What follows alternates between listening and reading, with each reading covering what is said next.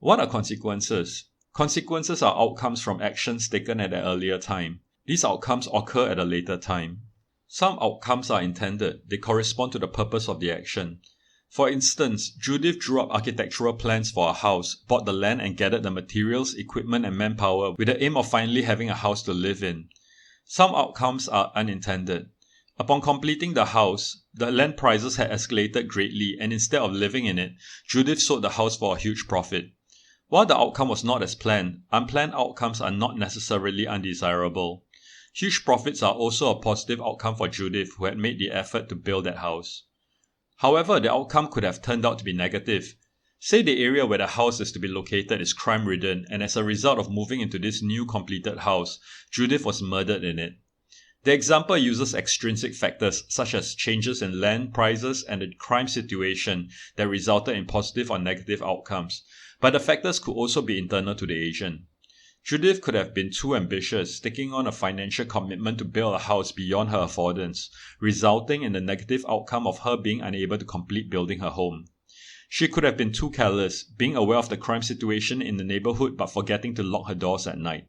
But even if there was no change in land prices and she knew beforehand about the crime in the area and had been careful to lock the doors, hence averting her potential murder, and she managed to move into her new house as planned, it can still be considered a good outcome since merely having things go according to plan is already desirable. Sometimes our actions lead to side effects which are part of the consequences, though they are not directly caused by our actions. Side effects are most commonly associated with medicines. For instance, paracetamol is used to alleviate headaches, but may have an unwanted side effect of abdominal pain. Continuing with Judith's example, a positive side effect for her is that since she has a bigger home, she can keep a big dog that not only brightens up her otherwise lonely life, but also gives potential criminals second thoughts from breaking into her home. The direct outcomes and side effects of actions in the example are labeled positive or negative. Who is making this judgment? It could be the agent of the actions, the subject Judith, or it could be an external observer like myself who is attributing to her my assessment of what I think her judgment would be. Such attribution implies there are values at play in our evaluation of the outcomes. Judith viewed profits as something good, while she would view her own murder as bad. As had been pointed out, when things go to plan, it is not a neutral but a positive outcome since they correspond to our intentions. Our intentions are what plans are directed towards, serving purposes which are our desired outcomes. Conversely, when things do not go according to plan, it is a negative outcome since the desired intentions are not fulfilled, despite the costs and efforts that had gone into carrying out the plan. What then are neutral outcomes? Neutral outcomes can be outcomes which are a matter of indifference or ignorance. For instance, Judith's house building involved digging up the ground and in doing so killing the worms there. Judith does not care much about worms, though others may feel that the worms too need protection. Her lack of concern with worms makes her indifferent to their deaths, being one of the side effects of her house construction. On the other hand, she might be an animal lover. If she had known or thought how digging up the land to build up her home might kill worms, she might have been pained. However, she was not aware of it since she did not do the digging herself but hired workers to do it. Whether she was indifferent or ignorant of the outcome for the worms, it is a neutral outcome to her. Another important point about consequences is that they need not be a concrete outcome but could be a lack of outcome. For instance, Judith's dog prevented potential crime. There was no crime committed, but crime was averted due to her having a dog. This lack of or null outcome is a positive thing. Positive consequences can be about the aversion or lack of bad outcomes. At the building site of Judith's future home, Flint almost fell into a pit, but his sleeve got caught on an excavator, preventing him from falling in. Observers may agree that Flint had a lucky break. However, what if Flint simply stayed at home that day because he had a cold? Did the cold that stopped him from going to work at a building site prevent his falling into the pit? 10 years later, Flint, now aged 40, had an accident on another building site.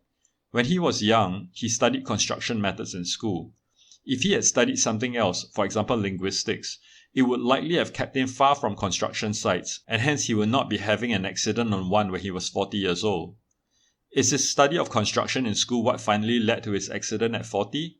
Or is it his lack of interest in linguistics that caused it? Both instances of accidents are viewed as negative outcomes to be avoided if possible. On the other hand, if he did not go into construction, he would not have met Grant, whom he enjoyed a lifelong loving relationship with, which both Flint and Grant would view as a positive outcome. Suffice it to say that these consequences are hypothetical and belong to the metaphysics of the counterfactual. Is what did not happen real? Which is not the aim of this analysis, though it would greatly contribute to understanding the phenomenon of unintended consequences. The point is that a lack of consequence is sometimes the consequence. An important dimension of the nature of consequences are who or what the affected parties or entities are, their differing intentions, and the relative importance of the consequences to them.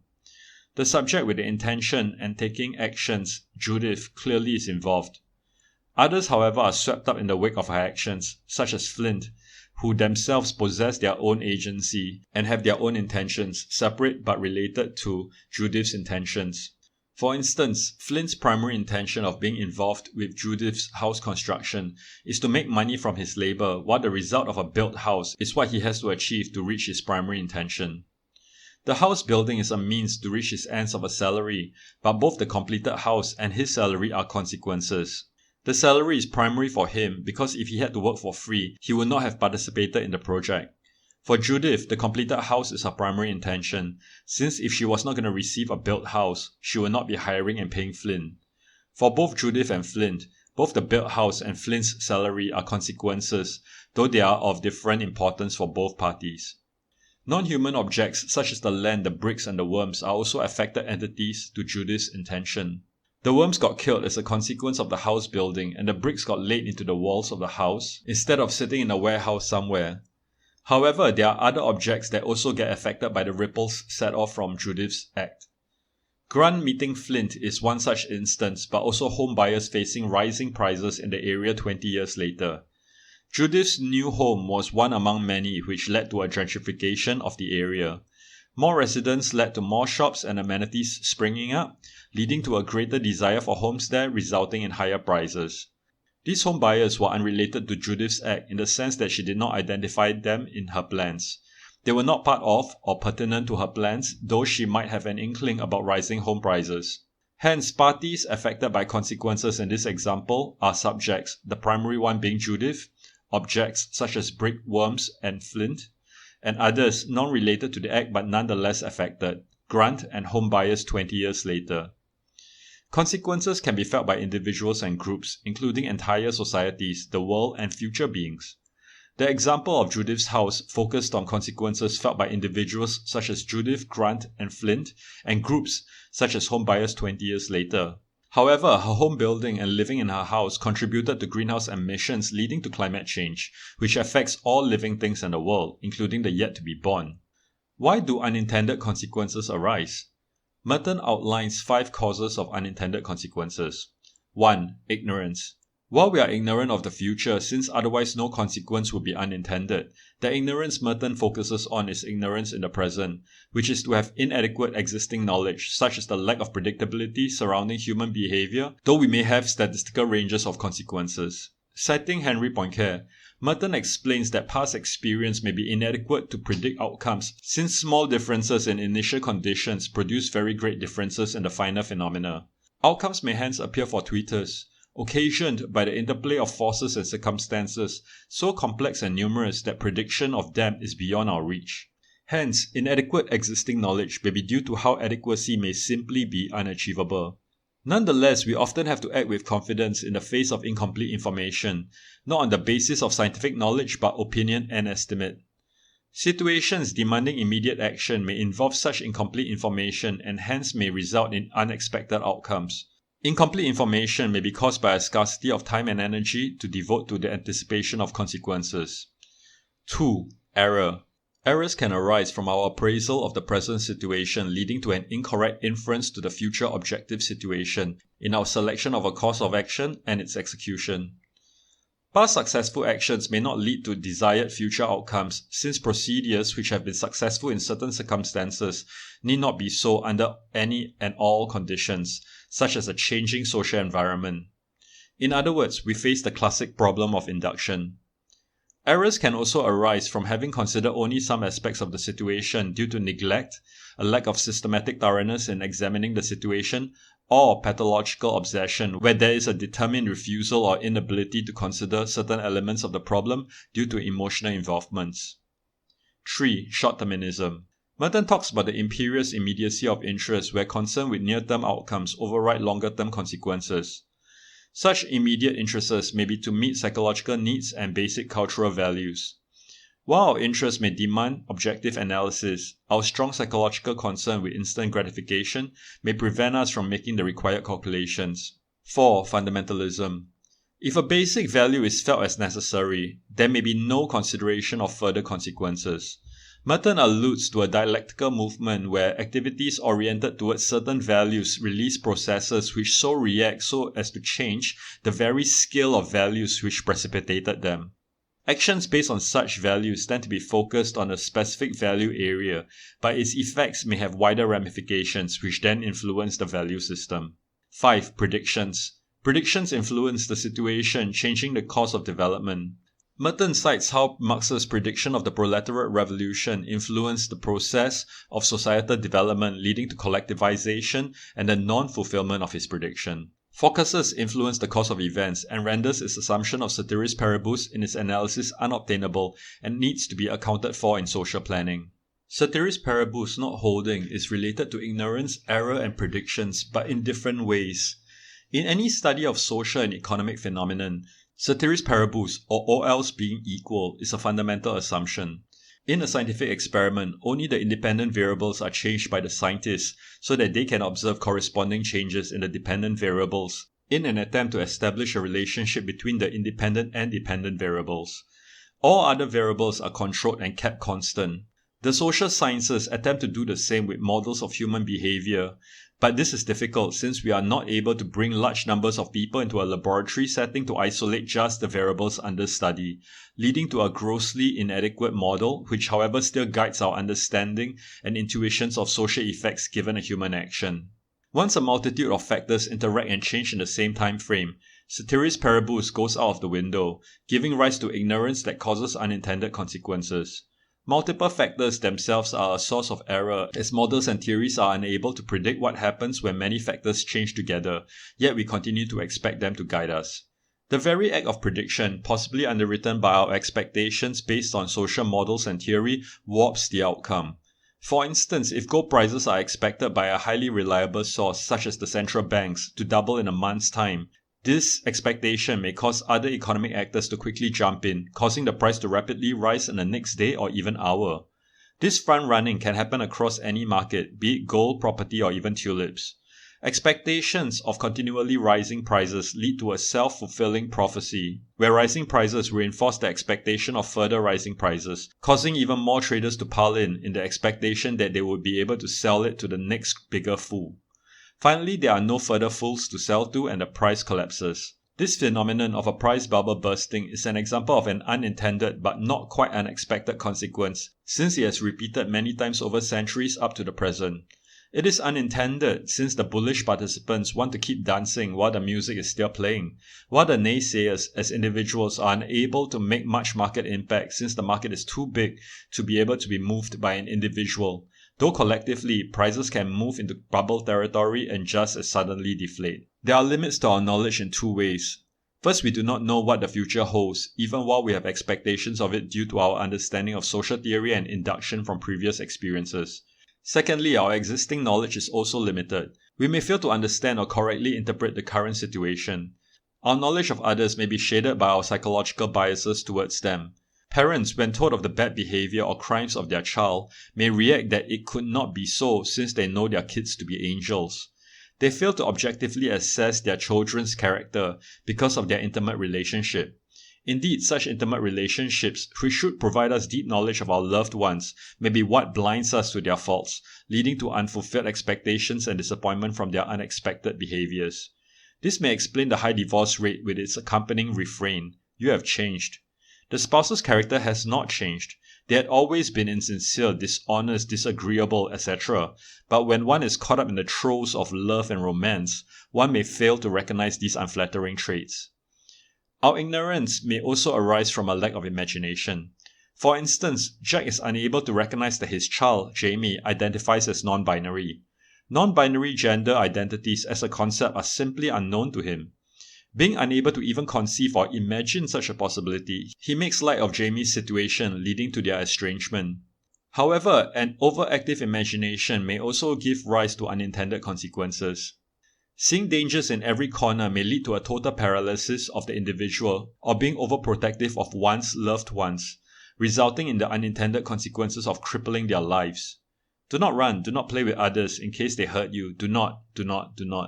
May induce such fear in a child that it leads to neurosis. Fortunately, most children ignore such an excess of caution in their quest for new experiences and adventure, for if not, their growth would have been stunted. They brave the odds, depending on their caretakers to cushion their fall when they take a tumble.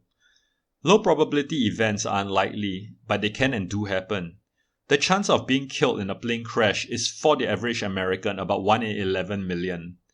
Probability works by the law of large numbers. It takes an average based on the numbers of occurrences divided by a large sample size.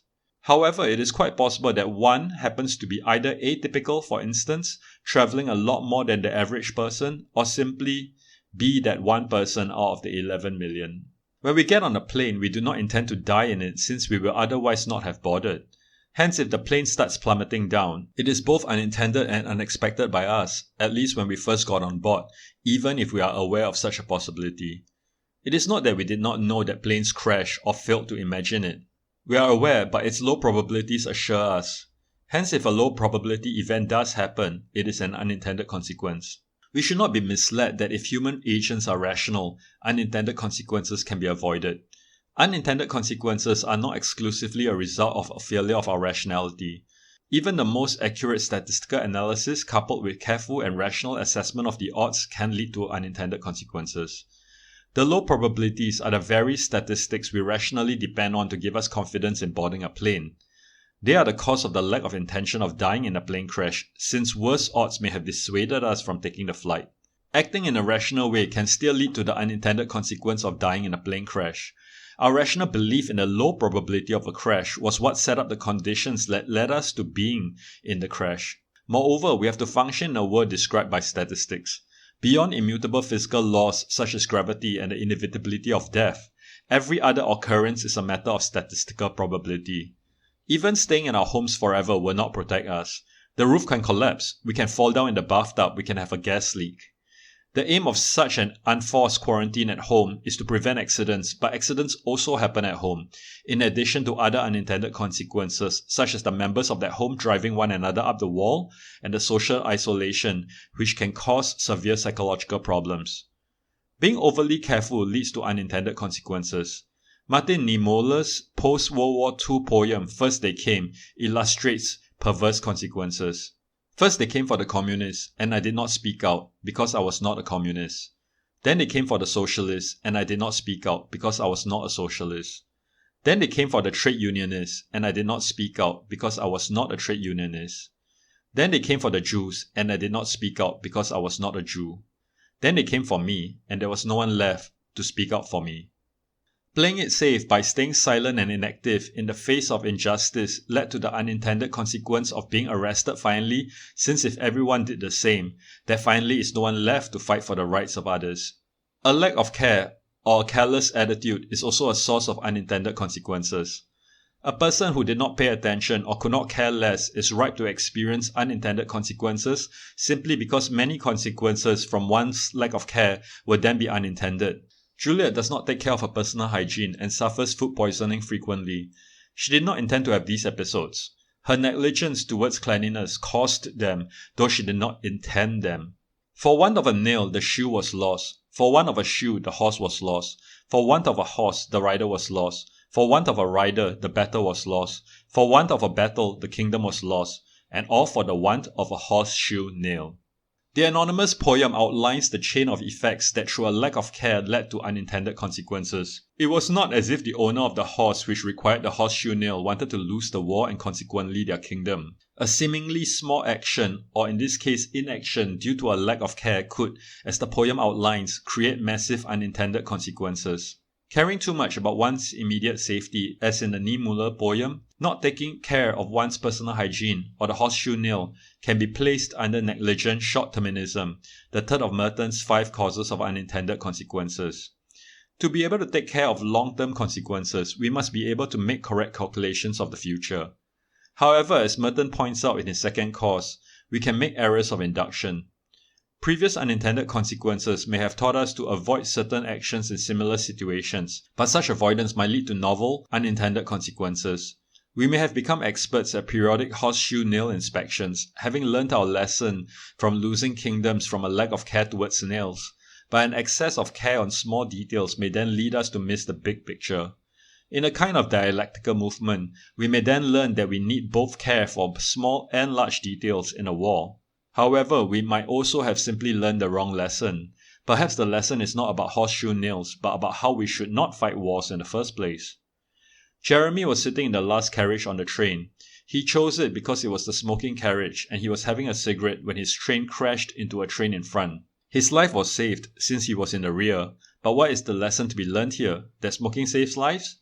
Or was the lesson that a seat in the last carriage is the safest, until the next crash happens from the back? Not every unintended consequence reaps a lesson to be learned.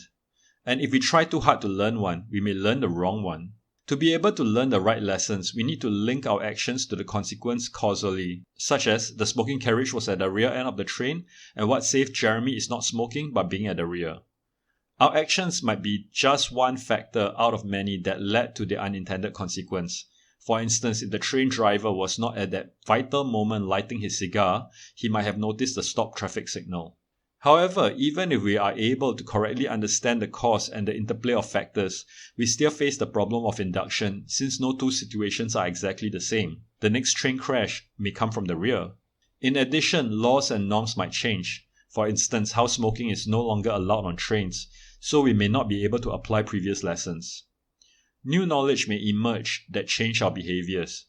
For instance, asbestos was a common material in roofing and insulation until it was discovered to cause cancer. This new knowledge gave rise to unintended consequences for the companies involved with asbestos products. Our limited insight into future possibilities is a critical cause of unintended consequences. There is a knowledge horizon which we cannot look beyond, and hence are seemingly helpless against consequences arising from this unknowable. Who then can be held responsible?